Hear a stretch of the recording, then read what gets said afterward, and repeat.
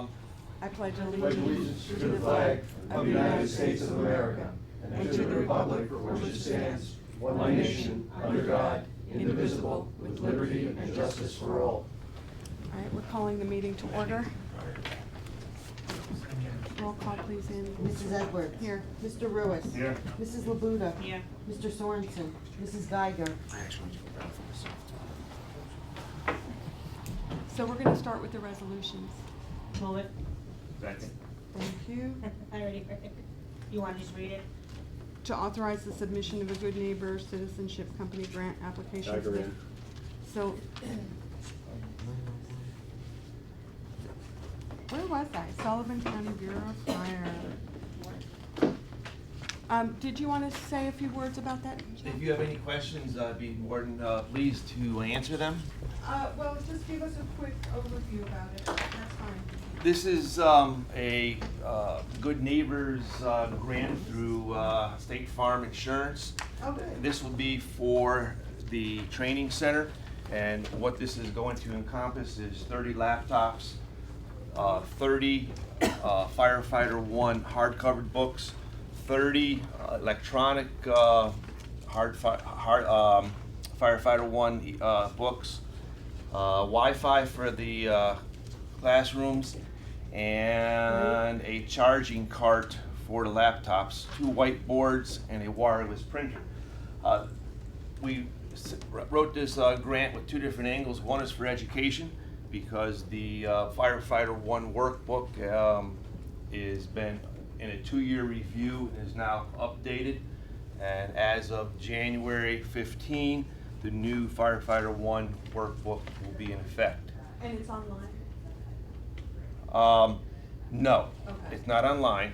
We can purchase the ebooks, and after January, it's possible ISSA is going to have a library of ebooks that people could check out.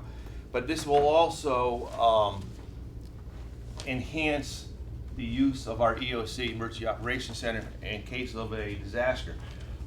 Prior to this time, we don't have Wi-Fi at the classrooms.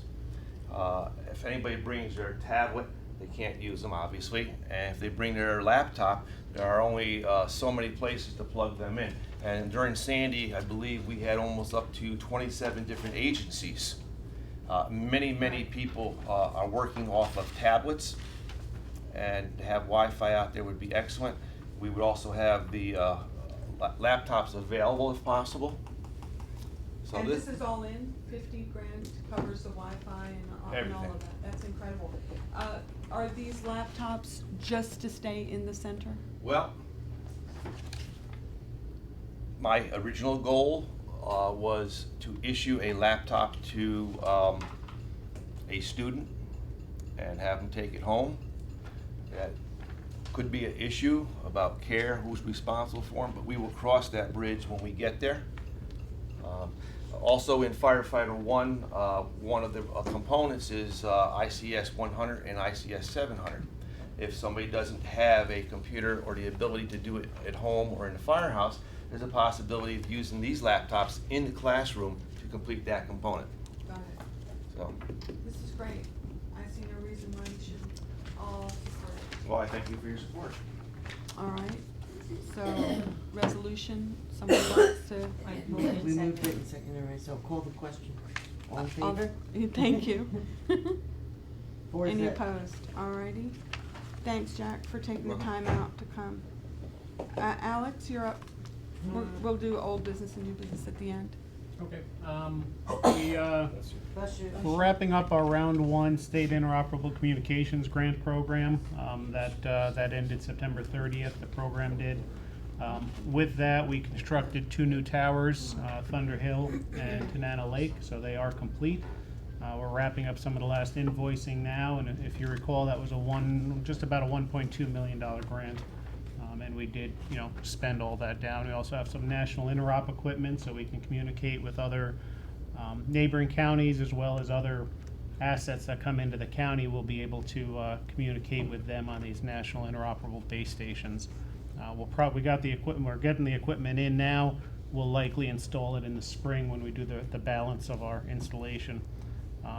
With that grant, we also purchased the equipment to create a link into surrounding counties. In our case, it's up to Ulster County, so we can start to link our microwave systems together as we build ours out.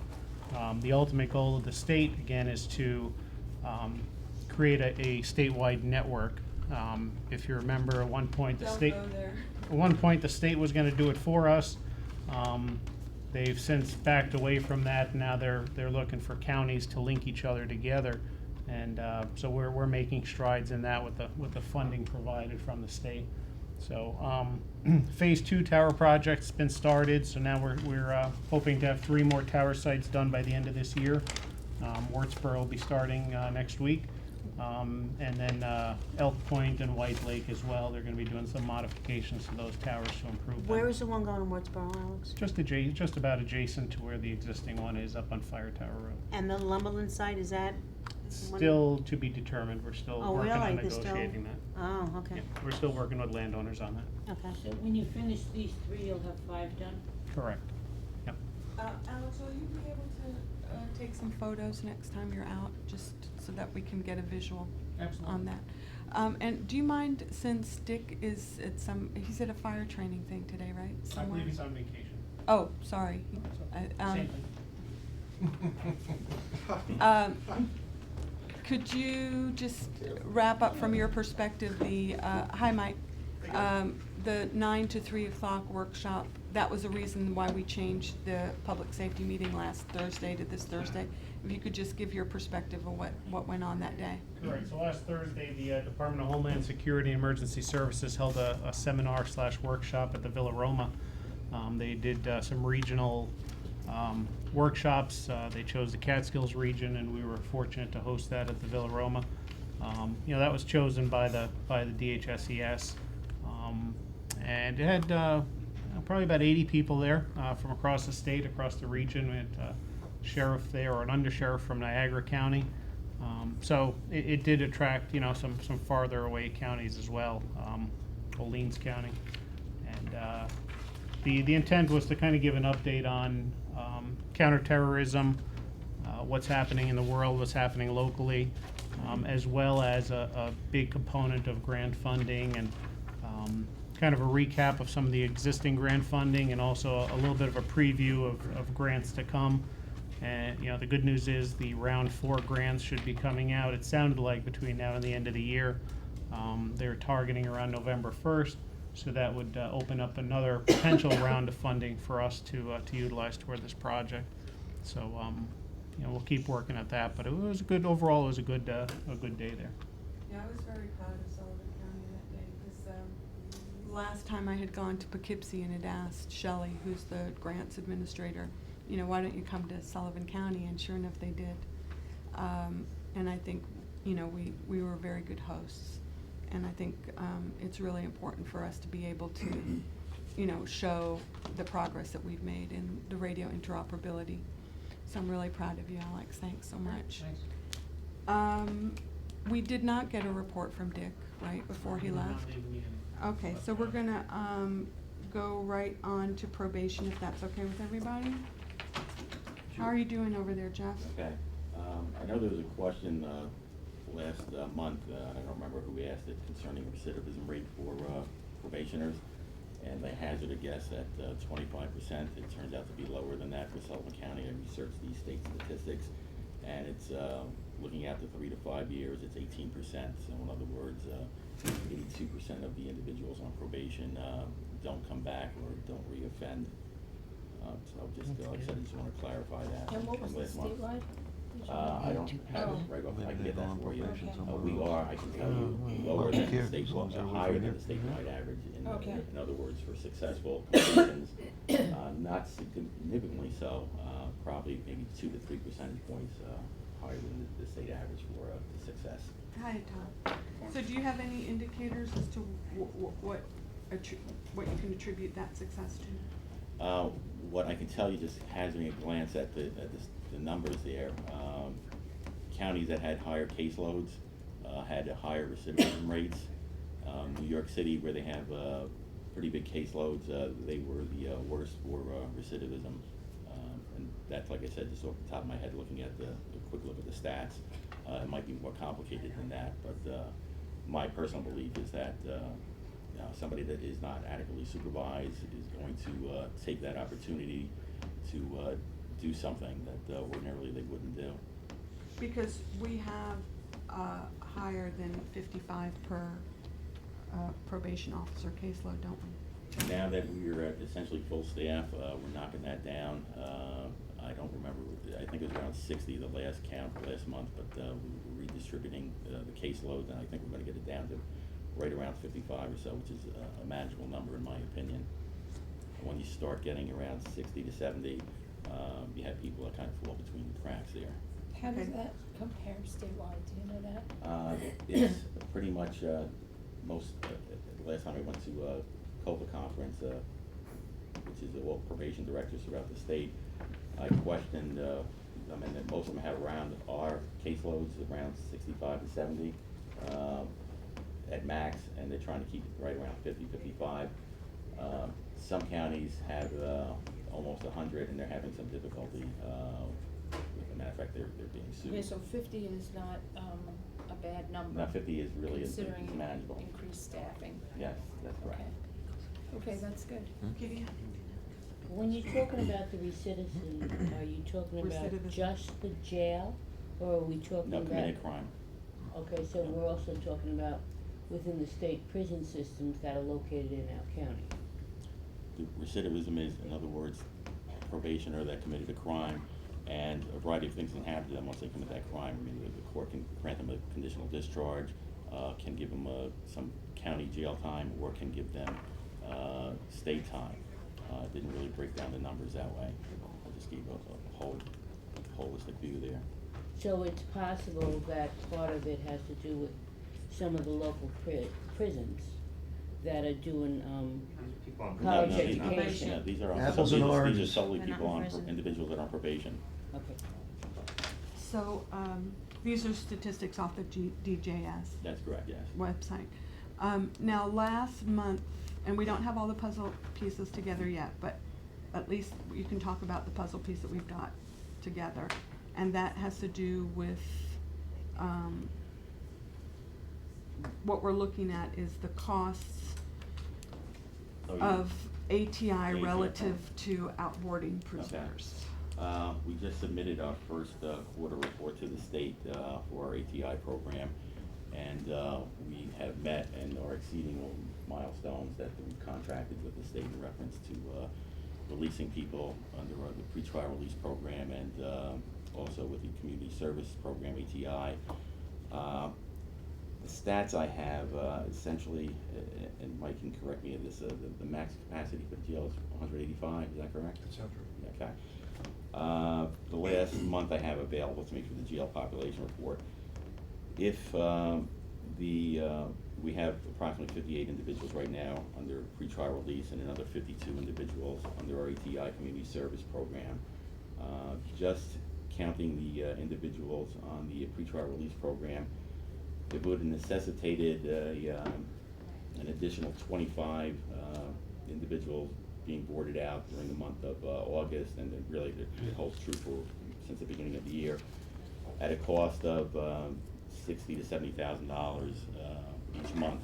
Kind of looking at these figures this way is because of the fact that it is cyclical, it is unpredictable, it is hard to say what the costs are gonna be. It's only looking back over a year that we can say it went from 300,000 to 720,000 or something like that.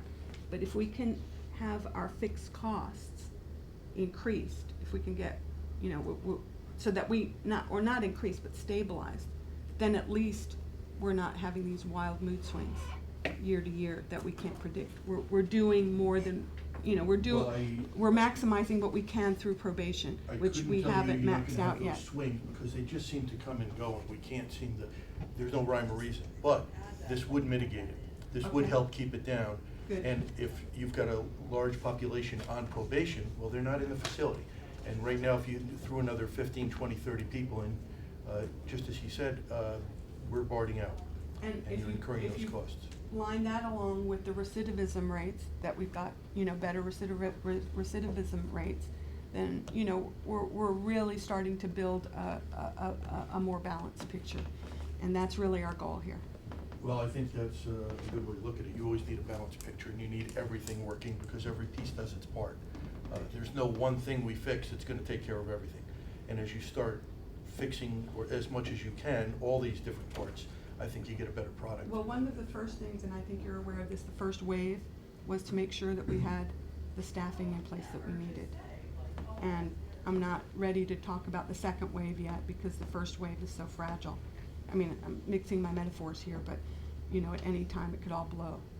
So it's probably a good segue now if you want to give us your monthly report, Mike. Yeah, I was just gonna talk that the jail population was down, and, you know, I think probation is part of that. Take your numbers, if they're not on probation, they're in our facility, and that number would put us way over. Right. Now, again, that doesn't mean we don't get hit with a wave where they're not on probation, they're just incarcerated. But I think it's a big step in the right direction. And I think there's an intangible that monitoring those people properly is That's a given. you know, that's important. Just having them out there where you can't monitor them in a proper way, they are committing other crimes or they're not doing what they're supposed to do. It's important that probation is able to monitor these people in a proper manner. So I'm very pleased that's moving ahead. I'd just like to point out too, some Go ahead. counties only have telephone contact. Mhm. We require face-to-face, and we do home visits also. Right. And worksite visits, so it's just not calling in on the phone and saying, hey, everything's okay, which some counties do. And I did ask a couple of the probation officers, you know, what impact the video conferencing had on their lives. And I think, you know, it speaks for itself. I'm not gonna put words in your mouth, but I'll let you address. That saved a lot of wear and tear on our vehicles, and it's just been much more efficient. I'm sorry, I should have brought the quarterly numbers for the last quarter. You can bring them next But time. it's being utilized every day, both for the pre-sentence reports and for a pre-trial release program. And I think the it's biggest expediting release issue, of individuals from the jail, because it's allowing our paperwork to be processed a lot quicker. and so in addition to the paperwork, it's the amount of time that the probation officers would have otherwise been spending waiting around. It's saving at least an hour each time. Okay, so, you know, we're baby steps, baby steps, baby steps. We're working toward a much better integrated system. So, with that, thanks for coming in, Alan. We're about to close the meeting. Well, he thought it was 9:15. Old business. He's only 4 minutes Do late. you have something you want to add? Yes, I do. Oh, I'm glad. We took the licensing board. No. But we do want to talk about that. Go ahead, Gene. Well, that's the second part of old business. First part of old business, and the door was open. I'd like an update on what's going on with the jail. What kind of, what do you mean update? What kind of update? Have we made any movement? In what We're still respect? negotiating the contract amendment that you had authorized several months ago, so that hasn't been executed yet. That's Okay. the 445. It's the 1.4 to get to bid Right. documents plus the 300 of contingency that would get some of the clean up the old stuff and the photovoltaic and geothermal work. Mhm. Does That's that kinda answer new. your question, Gene? It doesn't Yes, answer and- mine if Okay, the good. question has come up. All right, Kitty, then Let her Howard. go. Jean brought up the idea of the jail, and I appreciate that, Jean. What I had asked for a while ago had to do with the pods and what's the difference between, construction-wise, the difference between a temporary pod and a permanent pod, and I still have not received that information. So before I moved forward on the idea of the jail, I would like to know construction-wise, what is the difference between them? And I haven't received that, aside from you telling me they're temporary, Kitty. So I'd like to know construction-wise what the difference is. You mean a temporary pod at the existing site? No, the construction, if somebody builds a temporary pod, which was done in Ulster County, I believe, versus Dutchess a is permanent Dutchess. Dutchess is pod, doing some what is the temporary. difference in its construction? Steel, concrete, cardboard, what is the construction difference? And I'd like to have that information before I went forward with the idea of moving forward on the jail project. Well, in all due respect, you voted against the resolution to have the consultants, move forward with that. So, I'm not an engineer. I don't, Ed works with the engineers and that's his, I'm not, I'm a county legislator, I'm a policymaker, I don't try to design a jail, that's not my job, that's the sheriff's job, and that's Ed's job. So at the next DPW meeting, unless Josh wants to answer it now, but I don't get into the nitpicky of how we're gonna build buildings and how they're designed and how, it's not my job. If I could, But Sheriff, you wanna? I would just say, I don't know, but I could probably ask Lobel Kitty. I appreciate it, because I've been probably- asking for that for a while, and I don't know what the Put it difference along is. the line of, our modulars were a temporary fix. I don't know what the difference in construction was. I know they're not built out of block. It would have something to do with the way they were constructed, and I believe they were brought on in more of a modular system. They weren't built stick in place. But I'll ask them and I'll find out. I'd appreciate that. But our modulars were built in that manner. They were a temporary fix to get some more beds in place and just kind of an add-on. So it's probably the same idea, but I'll ask. Thank you. Can I, okay, so then it's Alan, then it's Cindy, and then it's Cora.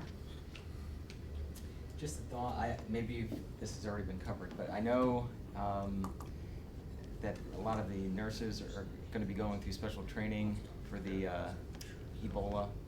Oh, that's public safety, oh, crisis. yeah, right, it is. Right, it was in public health, but it is also, I think it is also a public safety issue, because the assumption is that someone that may have the symptoms is going to go to a hospital and check in.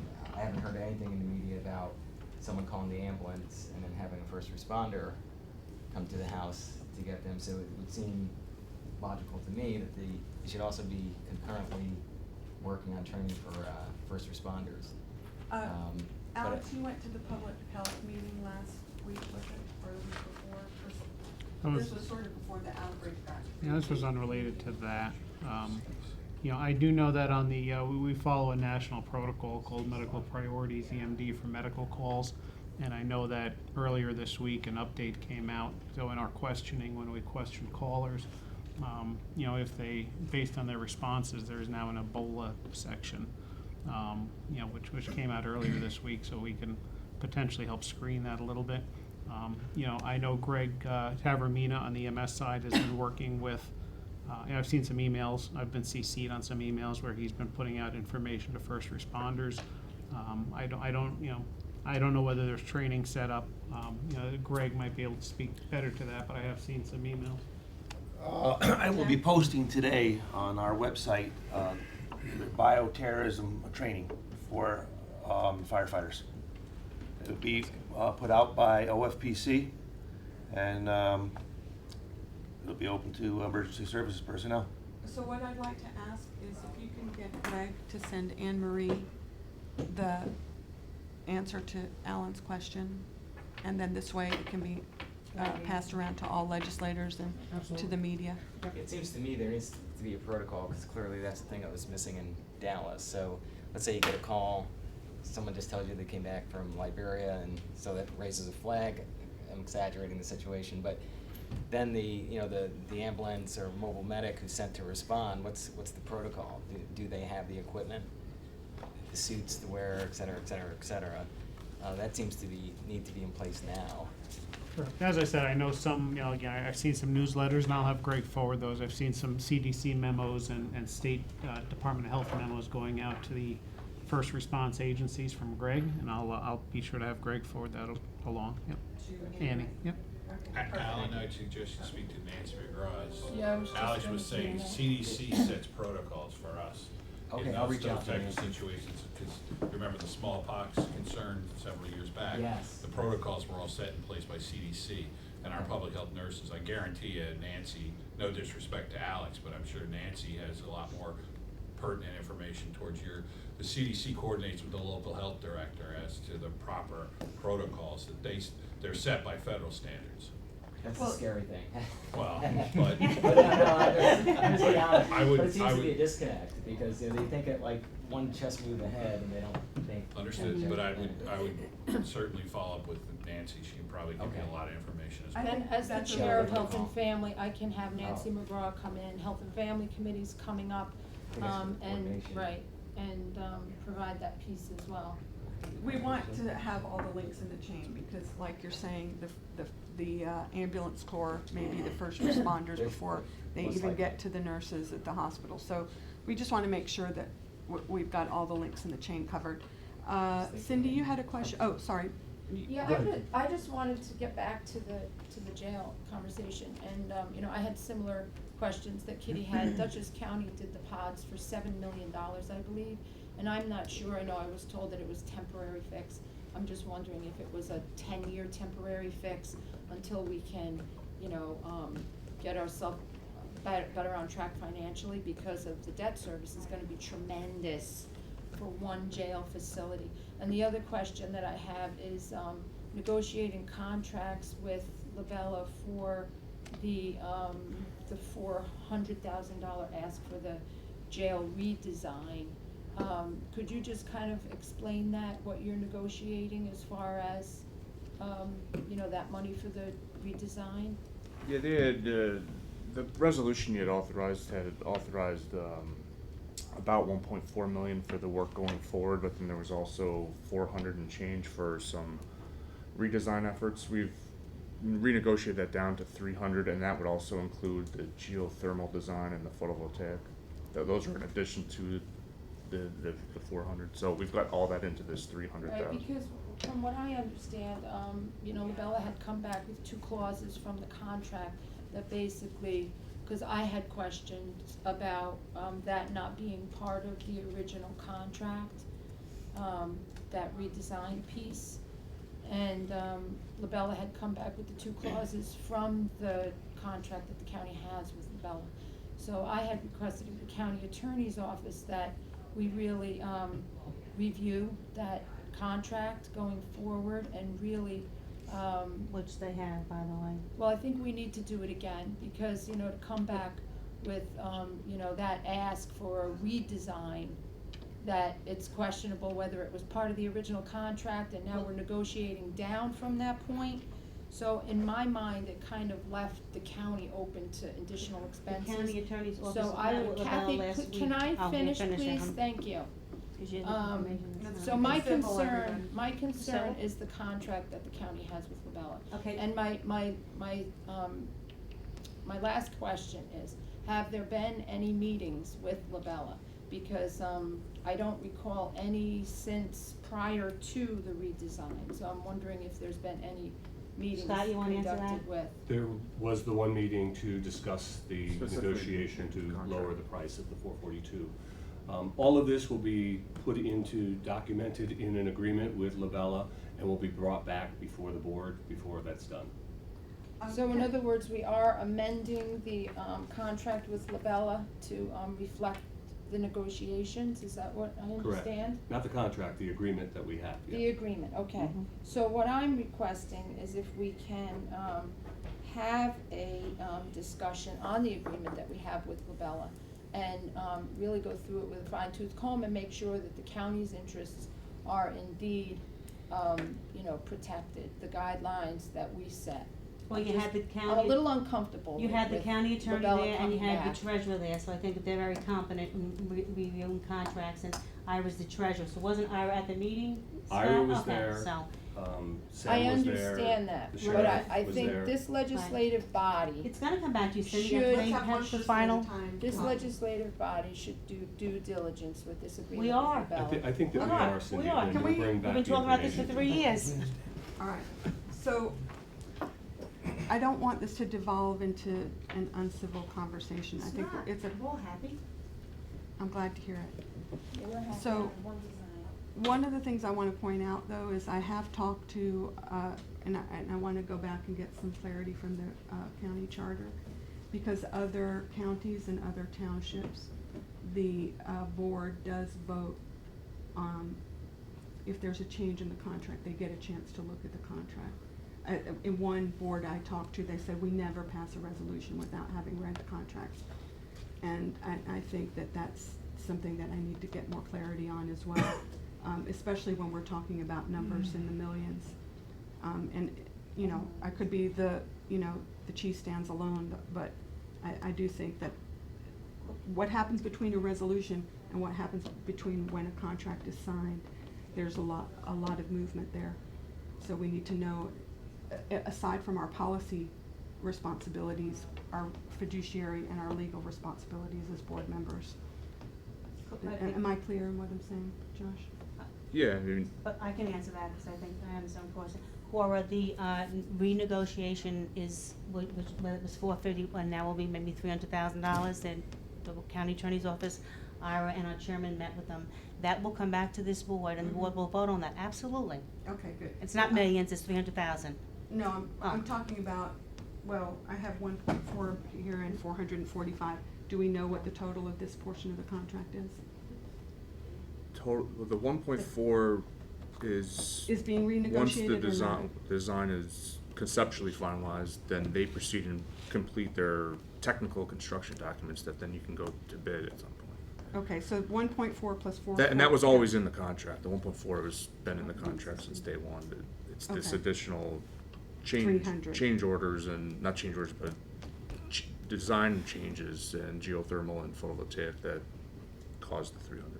I also have a question to Mike.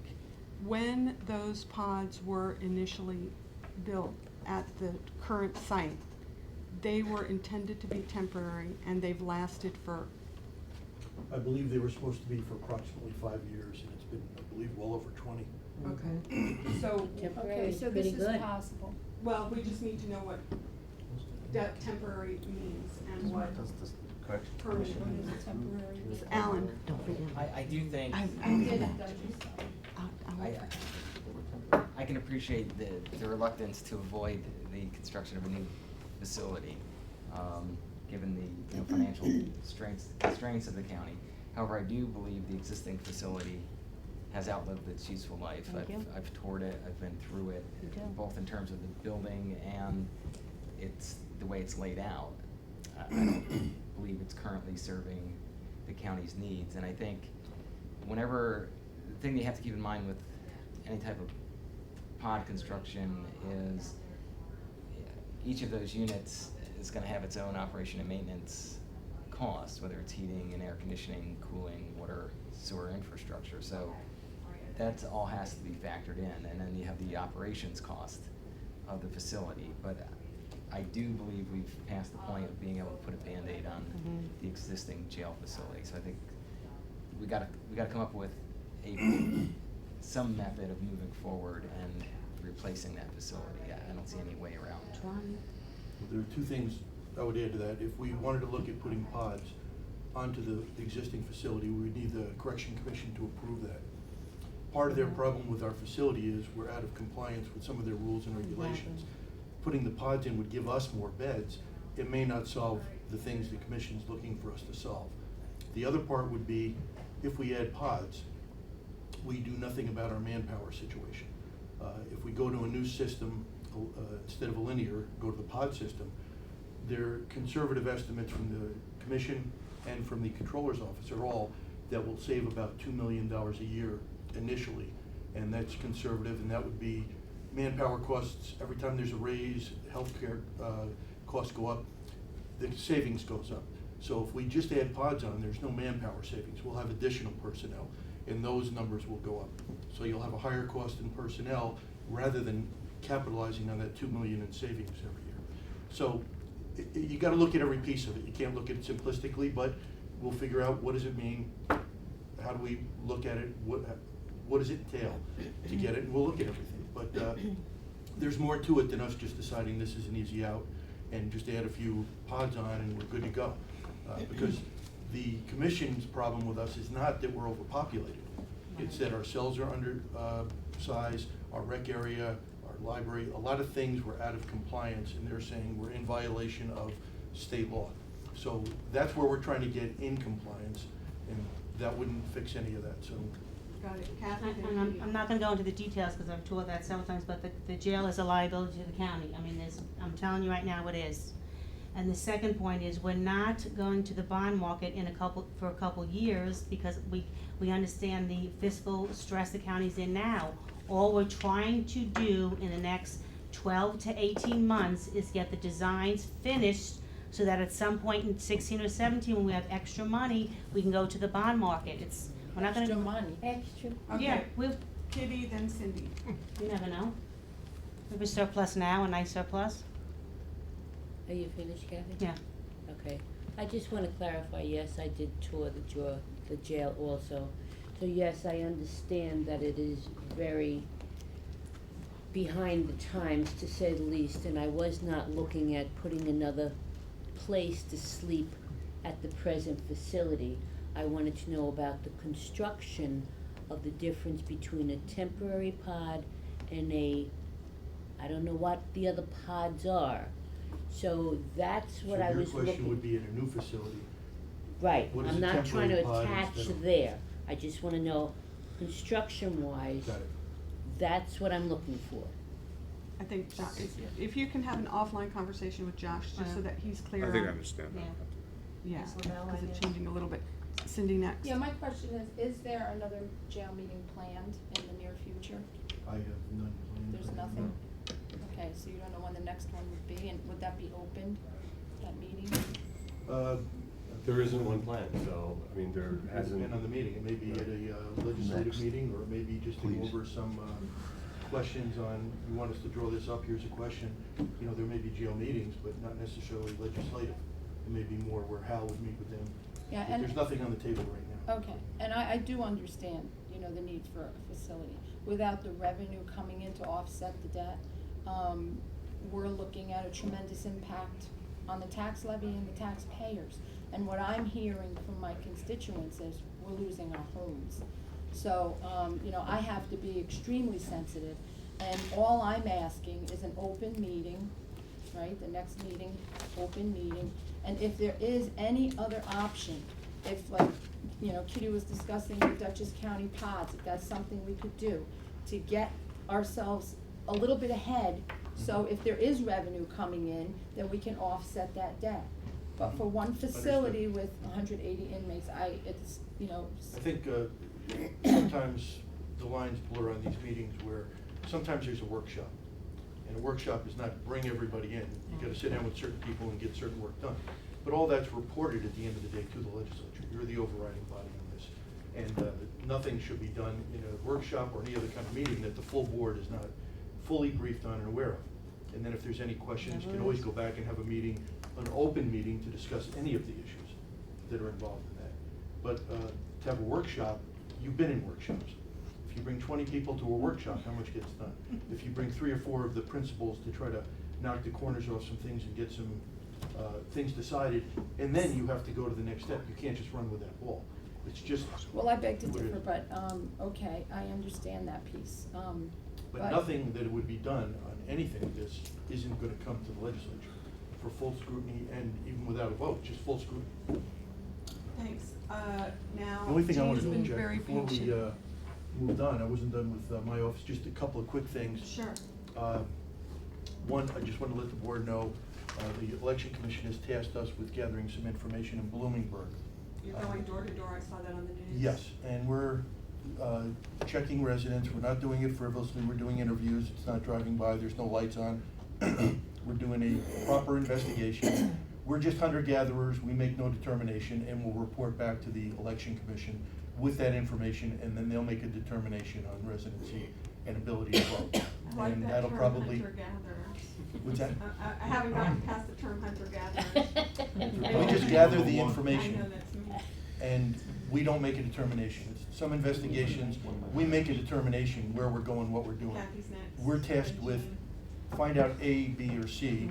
We go out, we get it, we bring it back, and give it to the people that are gonna make the determination, does it fit or not, which would be the commission, and probably that'll still wind up in court. So, just wanted the board to know, you know, we are doing that for them, and it'll be a proper, not a very simplistic, we're checking the apartments where they're supposed to live, we're talking to neighbors, checking with the mail carriers, and we'll do as proper an investigation as we can. These kind of things need to be very unbiased, very clear cut, where there is no wavering to one side or the other. It's just, here's the information, you turn it over, and we will do that for the commission, that it'll be just clear cut information they'll be getting. But I wanted the board to know we are doing that for them. Could you just keep, a log as to when you go down there, and like the day and the time, whatever, because I get calls from people in Bloomingburg that says the county's not doing anything to help them. I said, everybody's doing the best that they can. We do have the sheriff down there, but if you could just keep a log of just something simple that when you go down there so that I can say that? Well, we're down there for more than that. I mean, I we're mean, in and out of whenever, there. you know, cause people don't, I don't know. We still patrol it just in general, thought you and, did. and it's, we try to give it a little extra But attention you because do the go to the attention. houses and you do check to make sure that, okay, so that's just, if you can keep track of that, I appreciate it. Yeah, I know, at the end of the day, Ira Cohen said something yesterday that, was very profound after our meeting, and he said, it's a good negotiation when everybody walks away unhappy. And, I have a feeling this is gonna be one of those cases where no matter what we do, both sides are gonna be unhappy, but it's gonna be what it is. And, Mike, if I may, the last one in March that I handled, the sheriff's department was lauded for their efforts, and it helped the Board of Elections make the decisions on the challenges. They issued to the Board of Elections an incident report, basically a narrative of what they did when, so that's a public document. If any of your constituents wanna foil it at the end, it's what they did is one of the integral parts that the Board of Elections utilizes to determine the challenge to a voter's registration. So without that, the last time in March, when we had the same issues come up, the Sheriff's Department investigation was credited by the judge in his decision and was certainly a major tool utilized by the Board of Elections. Great. The only other thing I would bring up, we initiated, back last year, foot patrols in some of the communities, targeting Roscoe, Manor, Jeff, Callicoon, Narrowsburg, Wurtsboro, that our guys get out of their cars, do a little bit of foot patrol, make contact with the people. And it's been tough over the summer because it's been so busy. We're pushing that. That should be stepping up. So if you're hearing about deputies getting out of the car in your districts, there's nothing wrong. That's a standard thing that we're trying to get going. Because I don't think there's any substitute. If you get out of the car, people will approach you. People will come up with, you know, hey, I think this guy's dealing drugs, or hey, you got somebody sleeping on the street over here. I think So- just the presence is critical because it's the outlying areas that don't have, Well, they're local crying out police for help. work. It's getting to the point people are calling me where, and Jeff, they don't want their kid at night walking down to the Sunoco because the people hanging out. Well, those are areas where that's not okay. Not that it's okay anywhere, but it's never been that way, and you don't want that to slide backward. Manor did a tremendous job taking that Main Street from back in the old days, bucket of blood with all the bars and fights, and to a beautiful Main Street that's just under control. We don't want these things slipping backwards. We've got some beautiful communities, and we're trying to step up. It's hard with the manpower, but we're trying to step up. But I want you to know, if you're hearing, it's not because there's anything specifically wrong or there was an incident. You may be hearing there were deputies out on foot patrol. We do have people who are doing their field training. So it may be two deputies, because there's two riding together, one the training officer and one the brand new guy out of the academy. So nothing special going on. Don't panic that, you know, things are spinning out of control or something. No, a This is lot of just- people were thankful that there was the arrest in the town of Jeff, the So- village of Jeff. Those things should be stepping up, and as you see it, it's just a policy, trying to put a little more pressure on and be a little more effective. Thanks, Mike. Thank you.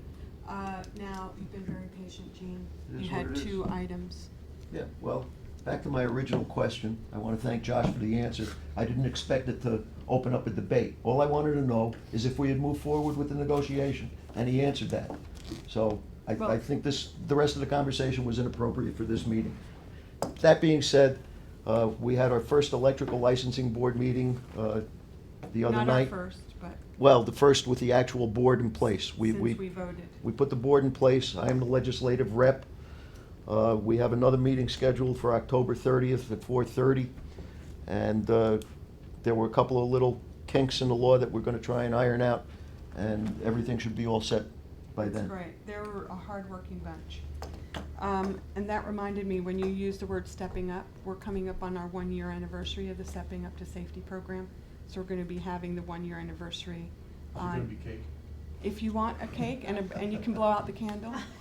Just, I don't know if I get the wind anywhere. I'm looking up the stairs coming up here, and I'm like, oh, great. Yeah, Evidence well, room, I make hope. sure you have blow out the candle. Brownies. And, so we're gonna be doing that on November That'd be the 13th, first that's one in Thursday, line. the second Thursday. And there's another new group that wants to form a neighborhood watch. I believe it's in the town of Bethel.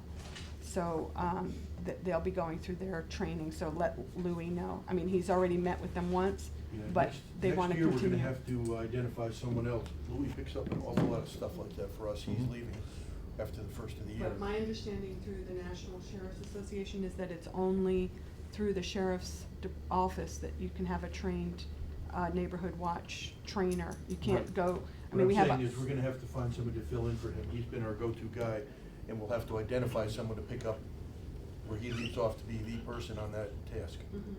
And then they could maybe team up with Jason Edwards from the town of Fallsburg Police. He's a real community police guy, and he's their go-to guy for stepping up to save, for neighborhood watch. So maybe we, rather than just making it one person, there could be a team. Right, I'm saying I need a guy from my office. I know, but And it we would- have to identify someone who I understands understand it, that. knows it, not just send a different deputy every week. Right, It's gotta that's be somebody. critical, the continuity is critical, okay? So I'm going to call the meeting, No a public motion. comment? I'm sorry, public comment, how could I have forgotten? None, yay. Alrighty, I only have one thing to say, and everything is in limbo. Hopefully by the middle of next month, we will know what's going on with the casino issue. And if we get one, and hopefully two, then we'll know what our budgets are gonna be looking forward. And a lot of this debate will be useless, it will not matter anymore. Really? Oh, there's always gonna be debates. They're gonna long- So moved. There's always gonna be Second. debates, and they're always gonna be useless. thank you, everybody.